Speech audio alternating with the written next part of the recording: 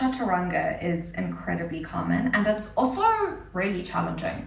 For a lot of people, if you don't have a history or background in dance, athletics, gymnastics, it is gonna feel weird. But we can break it down so that we know which props to use, and so we know how to get ourselves strong enough to do the Chaturanga that's best for our bodies and our physiology, not for what a textbook says, because that's not yoga.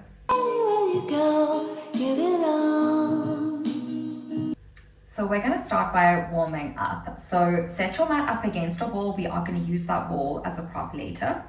But for now, a kneeling seat is all we need. And we're going to start by warming up the wrists. So you can just start circling the wrists in one direction. Our wrists take on a lot when we do Chaturangas. We are pushing a lot of weight through them, but our other muscles in the body are also trying to take on that weight for us. Switch directions of your circle. So for that, once we're finished warming up the wrists, we will also warm up the core. Your core has to be switched on in a Chaturanga. And once you move on from your half Chaturanga into your full Chaturanga, you'll also need your legs to be active so that in essence, they're holding up their own weight. For now, extend the left arm in front of you. You want it in line with the shoulder, and then your right hand is going to pull the base of your fingertips back towards the face. And we'll be here for a good 5 breaths. Now, I've never had a wrist injury or any issues, so if you have, your wrists will take longer to warm up and feel very differently from mine. Again, the beauty of practicing from home, as always, is you can pause me and warm up for longer. Switch sides. So if when I finish wrist warm-ups, you're like, that did not touch sides, please give yourself a break and do these all over again.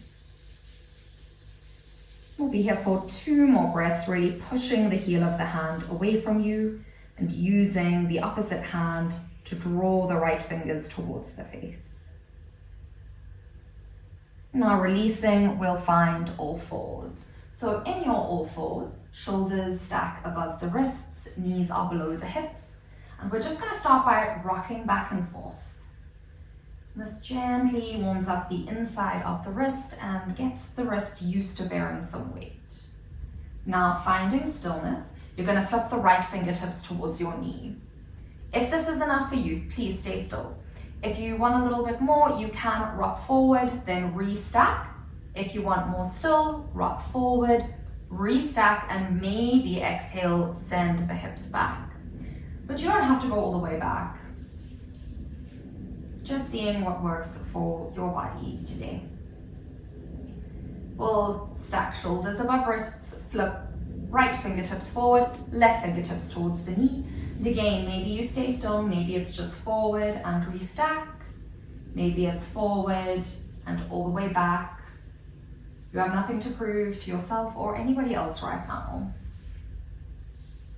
We'll do 2 more breaths here. Then left fingertips forward. Now on an inhale, extend the right arm, the left leg out long. And if you're too close to the wall like me, just shuffle forward. On your exhale, opposite knee to elbow. Breathing in to extend, flex the left foot. We only want it in line with the hip today. Exhale, draw in round through the spine like you do in cat. Inhale to open up. And exhale to draw in, starting to warm up the core. Last round on this side for 5. And exhale, we draw in. Inhale, right arm, left knee down to the mat, switch sides. Extend left arm, right leg. And draw opposite knee to elbow. Breathing in, extend, flexing the right foot, the pinkies facing down to the earth. And exhale, round through. See if the right heel can go towards the sit bone. 2 more. 1 more. And draw in. Now, shoulders are above the wrists. Tuck into the toes, lift the knees. High plank for 5. Breathing in, light tuck to tailbone. Exhale, push up and broaden the space between the shoulders. Inhale, your gaze is between the fingertips. And exhale, 3. 2 more breaths here. Exhale, navel to spine. This is your last breath. Now lower the knees down to the mat, untuck the toes, sink back into a child's pose, palms up to the sky, giving your arms and shoulders a break.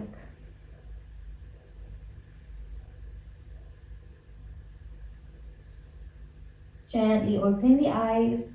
We'll rise up to find a kneeling seat, and then we're going to meet standing. So our time to come up to the wall has come. But if you haven't watched any of my previous videos on sun salutations, we're going to talk about stacking and alignment. The reason being our Tadasana or mountain pose. From the front, it's this. From the side, it's this.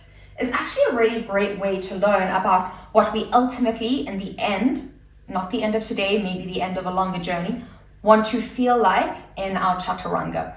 Chaturanga Dandasana is the full Sanskrit for this movement, and it translates as four-limbed staff pose. Your body is the staff, your hands and your feet are the limbs. So what we're in essence looking for is stacking where the crown of the head is above the shoulders, shoulders are above hips, hips above knees, knees above ankles, and we are strong. So what that means when we're chaturangaing down to the earth is we're not dropping the hips forward and we're not sticking the bum out either. We want to keep that line from heel to crown of the head as straight as possible. I imagine it like a lever, if that makes sense.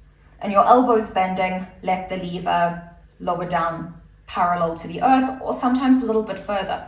What the wall has to do with this is it helps us train to keep that straight line of the body.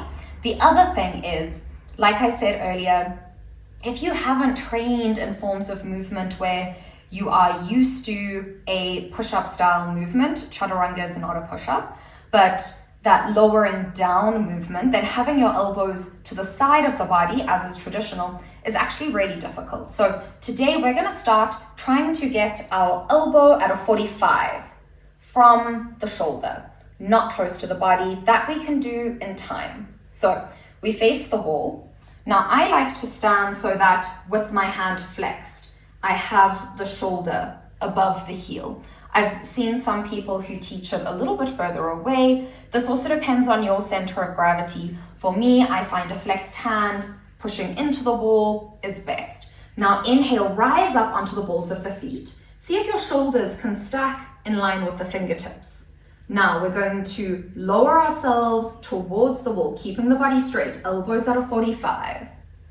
And then you push away. So we're going for that type of movement at first. Let's do 3 of these. And exhale, push away. We'll do 1 more. And push away. Lower down your heels.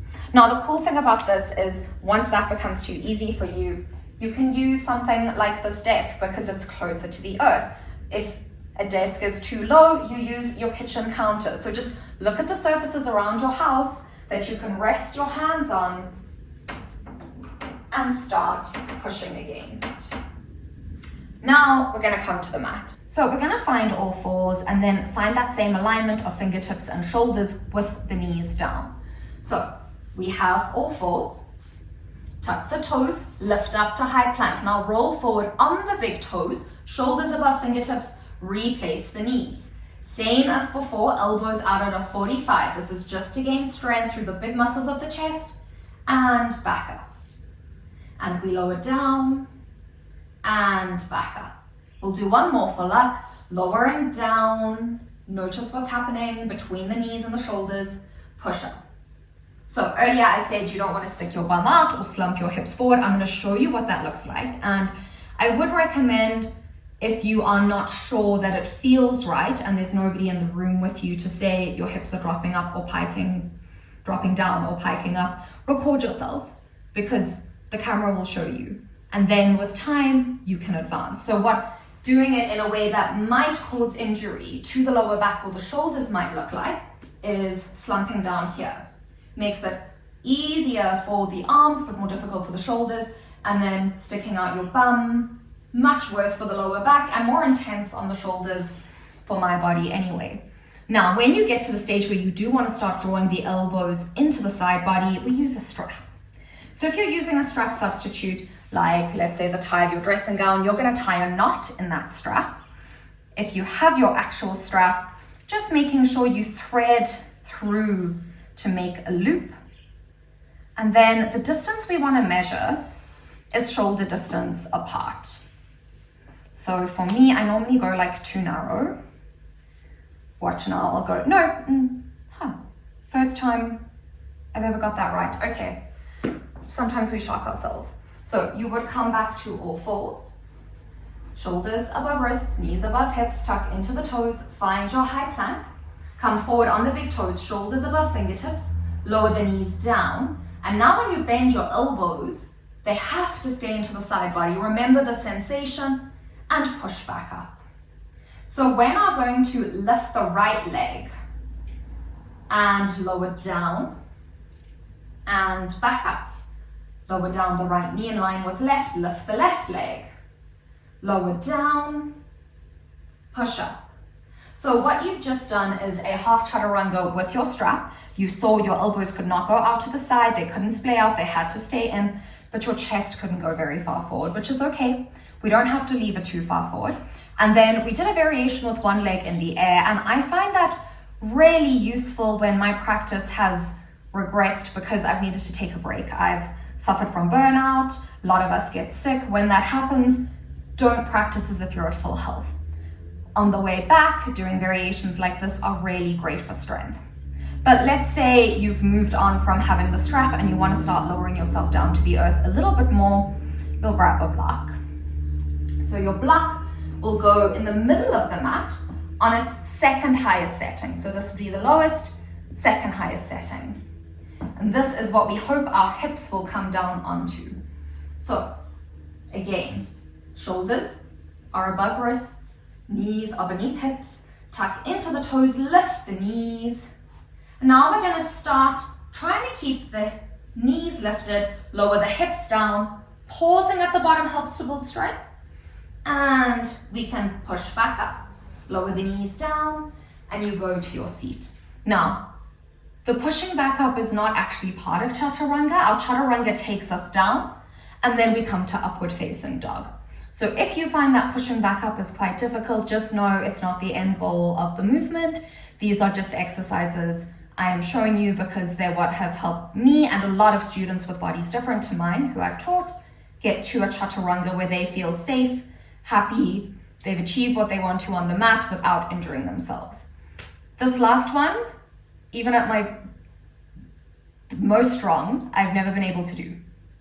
So the goal is to lower your shoulders onto blocks. For that, we take the blocks onto their highest settings, slightly forward of our shoulders when we're on all fours. So if my hand is here, I'm going to take it slightly forward, same alignment. That's actually too far, too close into the other one. Now, as always, we lift the knees and we're going to rock forward. Now try to keep your body as straight as you can as you lower down, and you could just do an upward facing dog instead of pushing back up. If you find pushing back up, you can lower down, drop the knees, push back up. If pushing back up is fine for you, then you might not need this Chaturanga video at all anymore. And that is all I can think of for my useful tips and tricks for how to do a Chaturanga without getting injured so that you can practice yoga for as long as you live. If you enjoyed this video, please subscribe so you can see the rest. Let me know in the comments below. As always, thank you for allowing me to guide you through your practice.